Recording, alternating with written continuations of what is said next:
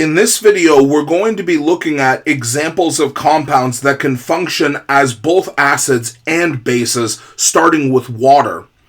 If we consider how acid-base ionizations work and then try drawing that reaction with water, we can see that water can use one of its lone pairs to form a bond with the hydrogen on another water, therefore causing this bond to break and become a lone pair.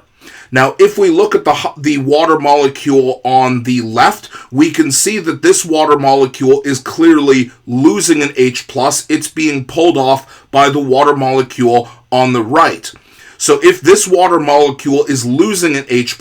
this water molecule is functioning as a Brønsted-Lowry acid. While conversely, because this water molecule on the right is gaining a hydrogen by pulling it off of the other water molecule, this one here is functioning as a Brønsted-Lowry base. Now, if we want to analyze this, rather than using the H+ transfer definition, if we want to look at the products that we get, we see that this is also confirmed. So if we look at the molecule that is formed after water loses an H+, that would of course be OH-, which means that there has been a Brønsted-Lowry base reaction in order to produce this. Likewise, with the water molecule on the right, if we draw the water molecule formed that only has one lone pair and 3 bonds with hydrogen rather than just 2, that means that we have produced H3O+, which means that we have done a Brønsted-Lowry acid reaction here. Because of the fact that water can function as both an acid and a base, because it is able to both lose and gain an H+, we refer to water as an amphiprotic compound. If we break down this word and look at its meaning, amphi is a prefix that means both. For example, a type of organism that can live on both land and water is what we call amphibian. But in this case, the suffix protic refers to the gaining or the losing of an H+. So because water can both lose and gain an H+, we call it amphiprotic. However, water is not the only example of an amphiprotic compound. If we consider hydrogen carbonate here, we can draw both acid and base ionization reactions. We see, if we look at the left half of the molecule, we see COOH, which is the classic acid functional group, which means that water can use its lone pair to form a bond with this hydrogen here, pull it off, break this bond, and cause it to become a lone pair, meaning that this compound here is losing an H+, and because it can lose an H+, it can function as an acid. Conversely, if we look at the right side of the molecule, we see that there is a strong negative charge here on the oxygen that used to have a hydrogen when it was carbonic acid, which means that this negative charge is going to attract to the positive pole on water's hydrogen, which means that one of its lone pairs can reform a bond with this hydrogen here, break the bond with oxygen, and form OH-, meaning that hydrogen carbonate can also gain an H+, and because this reaction involves the gaining of an H+, here we see it functioning as a Brønsted-Lowry base. So the rather strange answer to the either-or question of is this compound an acid or a base is actually yes, it is both, which means that we have yet another example of an amphiprotic compound. And if we look at the structure of hydrogen carbonate, we can see that it has rather predictable features that allow us to see whether this compound is amphiprotic or not just by looking at its structure. We see on the left-hand side of this molecule the classic COOH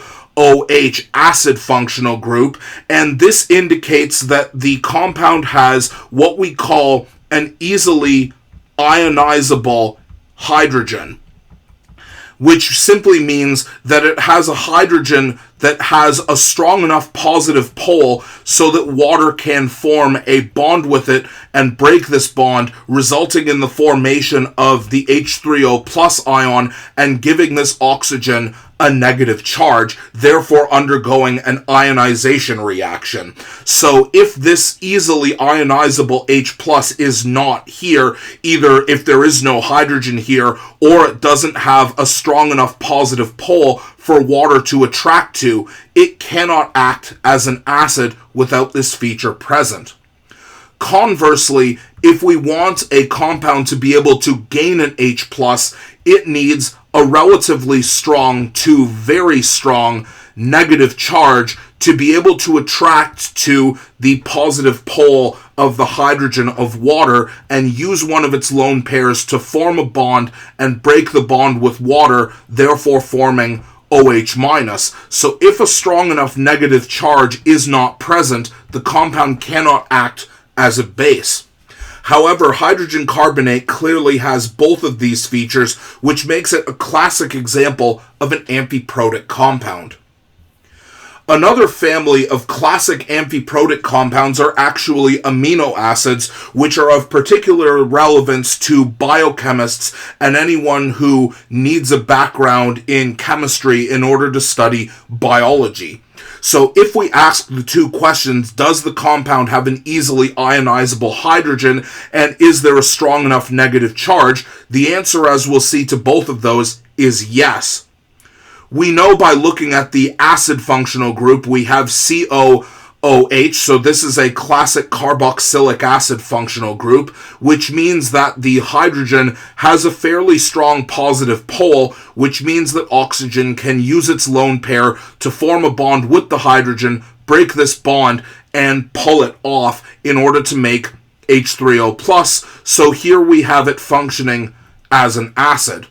Now, if we are to look at this and look for an explicit negative charge, that being a full negative charge, you're not actually going to find one. However, if we look at the amine functional group, we know that amine functional groups are very similar in structure and their function as something like NH3, where the nitrogen has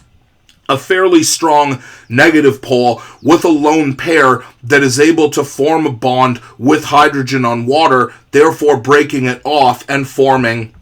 OH-. And because this amine functional group is gaining a hydrogen through this reaction here, we can see that amino acids, or specifically the amine functional group, functions as a base.